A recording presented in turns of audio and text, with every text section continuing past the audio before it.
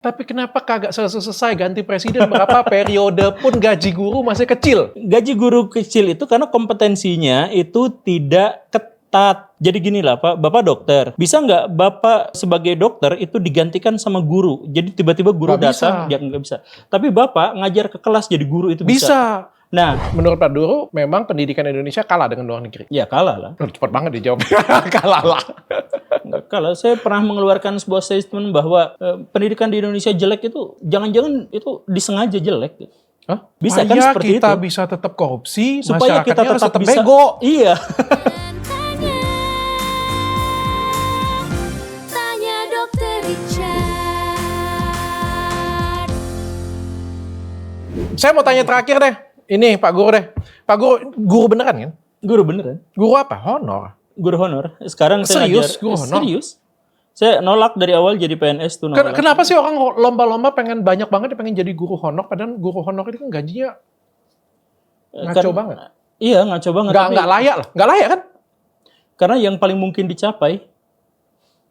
Jadi Jadi Pak Guru ini nggak lulus terus honor, terus kayak nggak lulus. Kagak lulus.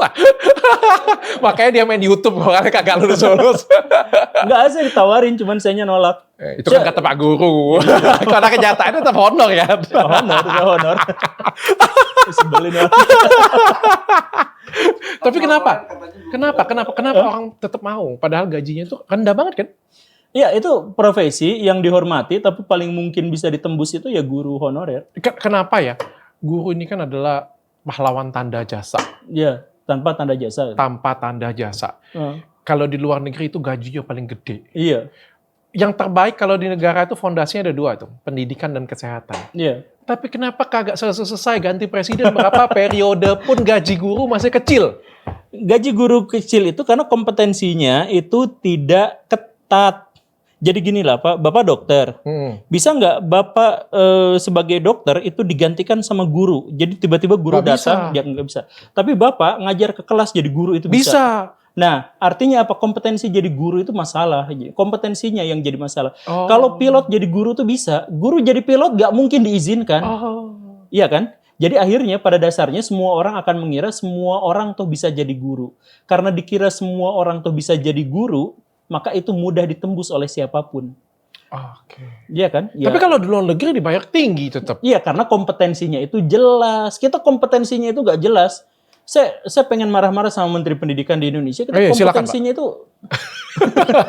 Tapi saya pernah marah-marah sih di tempat lain. Tapi kompetensi guru itu di Indonesia itu nggak jelas. Di antaranya kompetensinya itu adalah misalkan ya, kompetensi ada profesional, kompetensi pedagogi dan sebagainya. Nah, guru itu sekarang untuk bisa dikatakan guru itu misalkan dia harus bikin administrasi 1 RIM penuh setiap tahun gitu. Download. Nah, bikin kompetensi ngedownload administrasi itu semua orang bisa melakukannya. Kenapa enggak misalkan kompetensi guru itu adalah siapa yang bisa memberikan inspirasi kepada anak-anak agar anak-anak di masa depan itu menjadi orang-orang yang hebat gitu. Tapi itu subjektif. Enggak ada subjektif karena ada outputnya. Kan seharusnya kita menilai outputnya. Si anak-anak jadi pintar atau enggak gitu kan. Oke. Nah sekarang kalau misalkan anak pintar atau enggak yang disalahin si anaknya. Jadi kalau misalkan guru di sekolah gagal ngajar, yang disalahin anaknya, anak nggak naik kelas, anak nilainya jelek gitu. Padahal siapa tahu gurunya yang Padahal gak gurunya yang nggak becus kan. Nah, tapi muridnya yang disalahin. Nah, karena itu kompetensi guru menjadi tidak bisa dinilai. Karena tidak bisa dinilai, siapapun bisa masuk di situ. Kalau dia baik mengajar juga gaji nggak naik. Kalau dia jelek ngajar juga siswa yang disalahin. Jadi so-so aja. Iya, Soalnya gajinya sama. iya. Iya kayak gitu. Benar juga. Atau mungkin ada insentif ya. Kalau misalnya muridnya pinter, insentifnya naik ya kayak gitu ya. Ya seharusnya sih kompetensi guru itu seharusnya dilihat diantaranya adalah dari hasil yang dicapainya, dari outputnya gitu kan. Jadi kalau misalkan dokter kan dinilai dari outputnya kan. Dokter menjadi sangat dipercaya kalau dia bisa mengubah saya kayak gini jadi Tom Cruise gitu. Itu kan langsung gede kan. Agak berat. Ya agak berat sih. Tapi kan pasti dia langsung dikenal, langsung naik gitu kan. Jadi dia dinilai. Boleh ke klinik lain aja nggak apa-apa. Tapi setidaknya saya tingginya sama lah dengan dia. Itu lebih berat. Saya cuman beda hidung aja sama muka. Nanti saya rekomendasiin klinik tetangga aja ya. Biar dia yang dapat beban. Ya misalkan gitulah ya. Tapi jadi Pak Guru menurut Pak Duru, memang pendidikan Indonesia kalah dengan luar negeri. Ya kalah lah. Cepat banget dijawab. Kalah lah. Nggak kalah. Saya pernah mengeluarkan sebuah statement bahwa pendidikan di Indonesia jelek itu bukan jangan-jangan, itu disengaja jelek. Hah? Disengaja jelek. Kalau misalkan kita mau secara logika paling sederhana gitu ya. Kan Indonesia itu negara yang sistem pendidikannya salah satu yang terburuk di dunia, versi PISA. Tetapi kita dikelilingi oleh negara-negara dengan sistem pendidikan terbaik di dunia. Singapura itu 10 besar terbaik di dunia. Australia 10 besar terbaik di dunia. New Zealand terbaik di 10 yang kelilingin kita kelilingin kita. Malaysia itu salah satu yang terbaik di Asia juga. Nah, kita dikelilingi itu, kalau misalkan kita mesti dibanding lihat ke sana sedikit doang, sebenarnya kita bisa memperbaiki, tapi kan tidak. Terus kenapa? Ya ada kemungkinan nih, kalau misalkan kondisinya seperti itu, kita terpaksa berburuk sangka, jangan-jangan pendidikan kita jelek itu adalah karena disengaja. Oleh misalkan. Kan gini, kalau misalkan negara Jepang itu mau mobilnya laku di Indonesia, maka dia harus membuat orang Indonesia tidak bisa bikin mobil. Biar seperti itu, maka pendidikan dirusak agar orang Indonesia tidak bisa bikin mobil, tidak bisa menyaingi mereka. Anggaplah mungkin skenario konspirasinya seperti itu. Bisa kan seperti kita itu? bisa tetap korupsi, Supaya kita tetap bisa bego. Iya. Tapi kalau itu juga ada dalilnya. Tapi gak usah lah, ini gue udah kepanjangan belum sih? Terakhir ini. Beda guru sekarang, zaman sekarang dengan guru zaman dulu. Beda usia.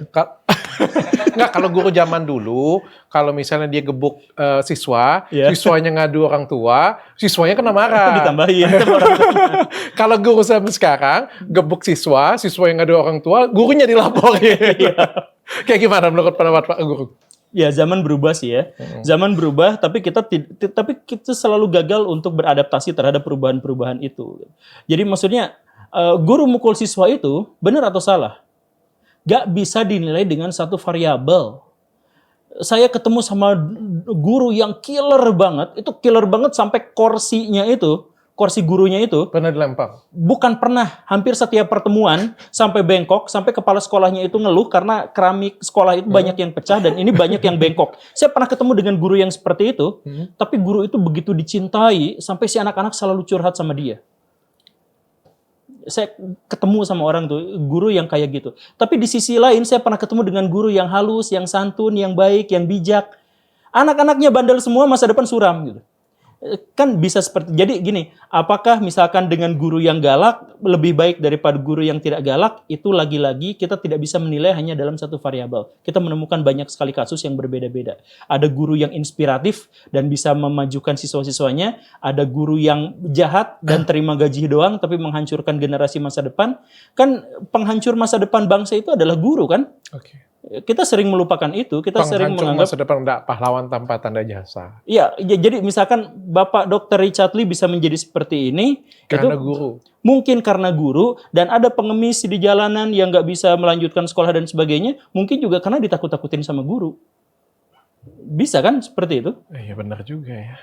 Kalau misalkan KPAI kalau nggak salah mengeluarkan sebuah data bahwa 77% anak yang mendapatkan yang korban kekerasan itu dilakukan sama orang tua, maka sebenarnya 75% yang membuat kebodohan masyarakat Indonesia itu adalah orang tua. Nah, bisakah kita misalkan mengambil sampel yang sama, bisa menyebut bahwa guru di Indonesia salah satu yang paling buruk di dunia dan karenanya menghasilkan siswa-siswa yang paling buruk di dunia? Bisakah kita misalkan mengambil kesimpulan yang seperti itu? Berarti guru di Indonesia ini sebenarnya amat sangat vital dan amat guru sangat itu penting. Sangat vital, sangat fundamental, berarti sangat kita urgen. harus hargai dan berikan yang terbaik untuk para guru. Gajinya besarin.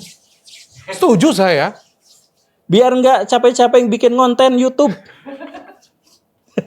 Ya maaf ya, itu jadi kepentingan pribadi. Curhat ya. Thank you Pak Guru sudah datang ke sini. Luar biasa. Disclaimer lagi ya, saya belajar dari Pak Guru Gembul ini ya, luar biasa banget cara pemikirannya out of the box ya. Saya tercengang-cengang dan terkagum-kagum, tapi bagi kalian semua yang tersinggung, silakan hubungin Pak Guru Gembul. Karena semua tadi nggak ada pernyataan saya, pertanyaan saya coba. Ngelesnya jago banget ya. Thank you Pak Guru, semoga bermanfaat untuk kalian semua. Bye. Sekali lagi ya, nonton dengan hati yang adem ya, jangan nonton dengan hati yang emosi ya. Oke. Salaman dulu ya guys. Aduh. tanya